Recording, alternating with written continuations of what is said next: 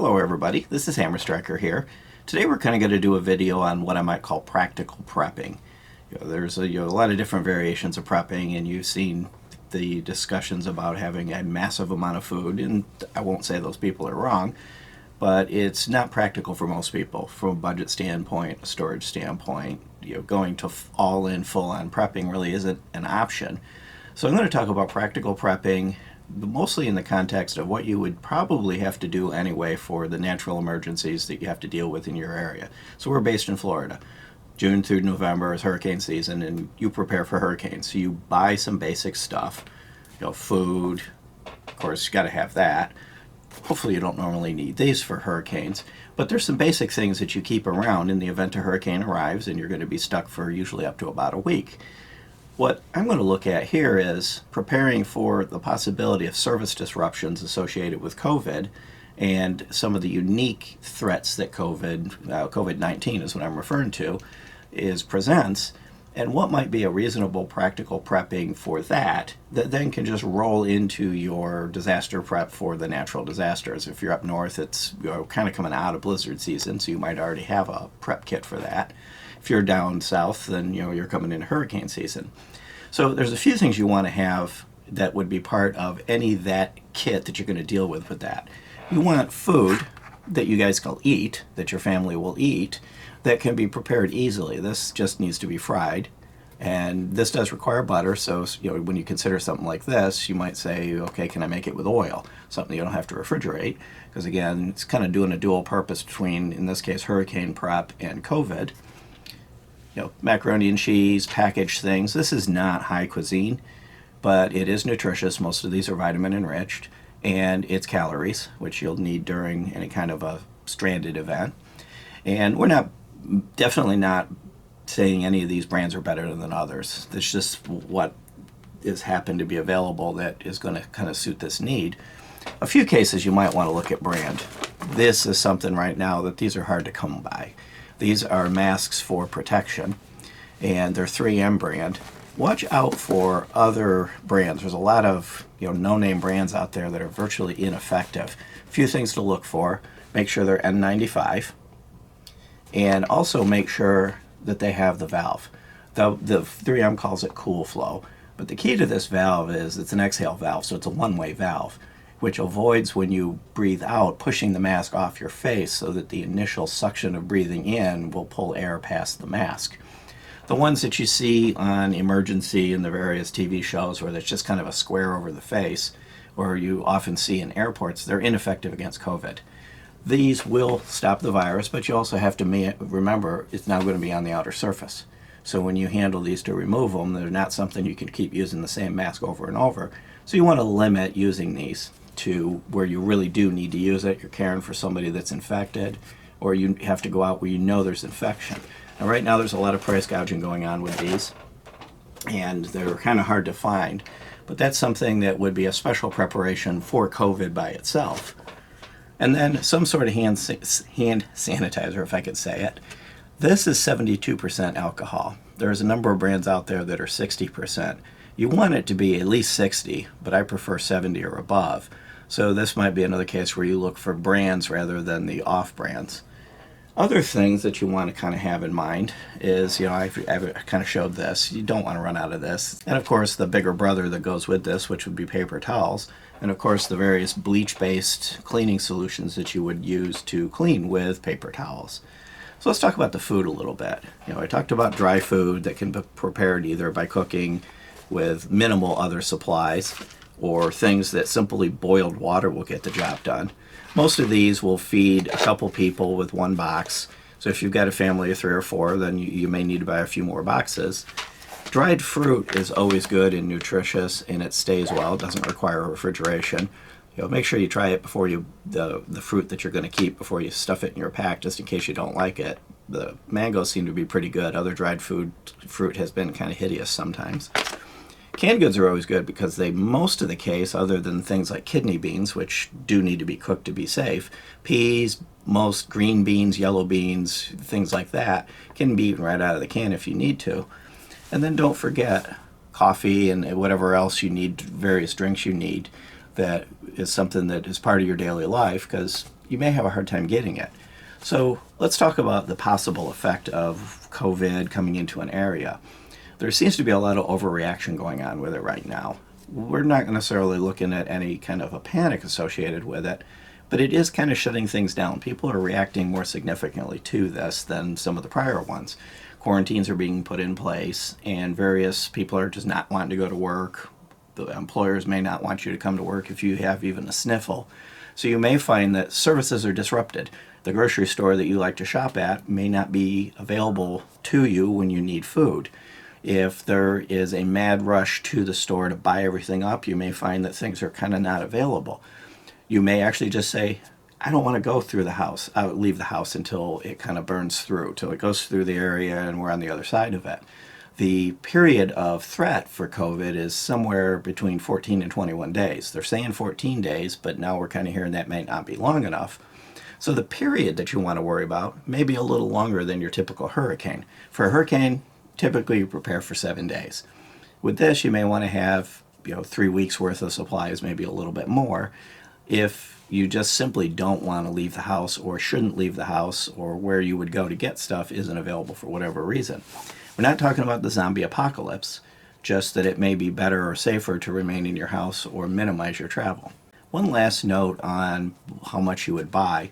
Buy what you think it would take for you to eat normally, not necessarily a buffet fest, but what would you eat normally? How much would your family or the people that you're going to have go through, for example, the rice or only the dry goods with eating your normal meals? Buy for that quantity, and then as you get into it, you might want to ration a little bit. You may not want to eat quite as much as you normally would, maybe 1 box for 3 people instead of 1 box for 2. It'll stretch it just in case it goes longer than you expect. But don't buy assuming right from get-go you're going to ration, because then you're kind of tight and you don't have any flexibility. The last thing you may want to look at, and we've done a separate video on this, if you haven't created a get-home bag, a go bag, and I'll put a link to the video on this, now might be a time to have the bag like this. You would keep it in the trunk of your car.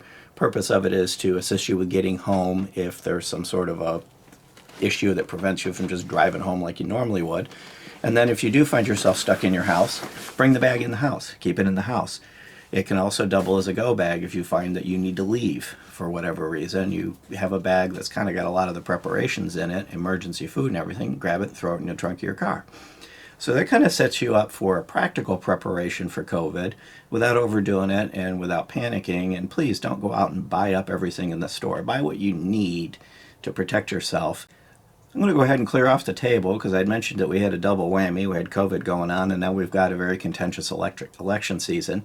So I'm going to talk about what you might want to do from the firearm, the Second Amendment, the core part of this, what we do on this channel, to prepare for the hassles and inconveniences that are going to be associated with this election. Now that I've gotten rid of all the food and the TP, I can move on to talk about the other half of what's going to be going on as we're coming into Super Tuesday, at which point the Democratic and Republican candidates will be picked. We're not going to talk about the candidates. We don't do politics on this channel. What we are going to talk about is the effect that that election activity, the rhetoric, the talk, everything that's going on may have on this, the Second Amendment, and what we all enjoy and use to defend ourselves. This particular election season, they're being much more outward about their intent to ban, to take away, to basically try to eradicate it. But they know they can't attack the Second Amendment directly. So they're attacking it in pieces with common sense. These evil things. I don't even know how I'm still alive because this thing's on the table. We know how evil these things are, and they just attack people. So I probably ought to chain this one up so it doesn't attack me. Really, it's just a modern rifle. It just looks different. This happens to be a pistol version. It's a PDW. You'll have another number of different names associated with it. If something like this has been on your list and you've been thinking about getting this, or even the rifle size AR-15, this happens to be a 300 Blackout, it might be time to bump that up on your priority list. And one thing I'm going to point out, I'm not suggesting you go spend a month's pay on a buying binge, buying everything. But if you basically saying, in the next month or so, I'm going to buy a new gun, and I've got $500, $600, $700, whatever the amount of money is you got to spend on it, don't go buy a new revolver. Those really aren't going to be threatened by this. They're not coming after these little mouse guns and pocket guns that hold 6 and 7 rounds, give it time. They do want these gone, but they're not going to be coming after them right away. They're going to focus on the stuff that they can convince people are big, scary, and evil. So what you would look at is something like this Glock 19, kind of common, kind of innocuous, but it holds 15 rounds. That's terrifying. These are the types of things they're going to ban. These magazines that have 15 holes in them, you might find these where they've only got 10. So prioritize your purchases to kind of bump up things that are likely to be threatened and maybe push aside that new 686 that you've always wanted. Not to say don't get it, but that might not be the first thing to get. And one thing you're finding is this is a Bushmaster. You will never see a newly manufactured Bushmaster again other than old stock. Same with DPMS because Remington shut them down. So they're still out there. You'll still find them. You'll probably find them at discounted prices, and we did a video on this and we kind of talk about it. But there's two large players in the budget-friendly, high-quality but low-priced AR pattern rifles and pistols that's out of the game now. So you may find some availability issues with these and some of the others. Magazines, this one is not super scary. It's not too scary for YouTube. They make scarier longer runs, but these are under attack as well. This one holds way more than they want us to have, as if the amount of ammo makes a big difference. So when it comes to gun purchases, kind of think about the priorities of what you may have a difficult time getting if there's a success on one side of the fence. Well, the other half of it is, okay, so I've decided I'm going to buy this. I've bought my gun. It's the one I've wanted for a long time, and I bring it home. Doesn't do you any good if you can't feed it. And what happened during the last election cycle of this nature was serious shortages of ammo, especially now with the whole attack on the modern sporting rifle. Ammo that would feed that particular style rifle. This is 5.56, I got 7.62, and an AK. Those types of things became scarce and will likely become scarce again. 9mm, it was actually, I remember driving around town one time to about 5 different stores to buy enough ammo, a 9mm, to get 200 rounds to go to a competition. So it becomes scarce, partially because of the rhetoric, partially because you get a little bit of government buy-up, they start buying it up, and then you get a lot of panic buying where people are buying pallets of it to resell later. There was a period of time when Walmart still sold ammo. People were going in and running their credit card up, buying every bit of ammo that came into Walmart, and then reselling it at ridiculous prices at the gun shows. And interestingly enough, 22 became non-existent. You just couldn't buy 22. So if you got a 22, you'll buy some 22 in advance. Not proposing that you go ahead and spend, the rent money and the entire month's pay on ammo and guns, but buy a reasonable quantity that you might use and then kind of store it. And then when you go to the range, buy more so that you're continuously replenishing the supply as you use it. But then if all of a sudden the supply dries up, you have enough to be able to continue to practice, to be able to continue to have fun for defensive purposes. You kind of got what you need. And then you get on the other side of it, depending on which way the election goes, it may stay scarce, it may just get worse, in which case no amount that you bought is going to ride out the storm, and that'll be what it'll be.